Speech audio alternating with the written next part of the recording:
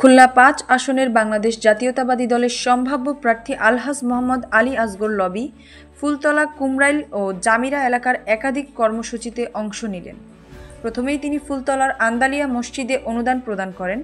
এরপর কুমরাইলে বিএনপির নতুন অফিস উদ্বোধন করেন এবং স্থানীয় নেতাকর্মীদের জন্য টিভি ও ফার্নিচার প্রদান করেন। জামিরা এলাকায়ও আরেকটি বিএনপির অফিস উদ্বোধন করেন এই প্রিয় নেতা। তৃণমূল নেতাকর্মীরা জানান, দলের দুঃসময় নেতার এমন সহযোগিতা তাদের মনোবল বাড়িয়েছে। বিকেলে টোলনা স্কুল মাঠে ১৬ দলীয় ফুটবল টুর্নামেন্টের ফাইনালে প্রধান অতিথি হিসেবে উপস্থিত ছিলেন আলী আসগর লবি। তিনি খেলা উপভোগ করেন এবং বিজয়ীদের মাঝে পুরস্কার বিতরণ করেন।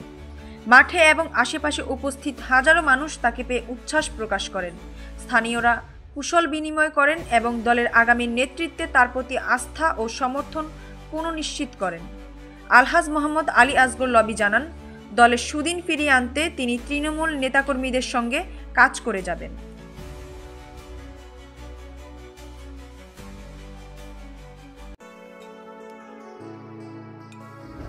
আমার পরিবারের সুস্বাস্থ্যের জন্য পিওরশিপের ওয়াটার পিউরিফায়ার ব্যবহার করি।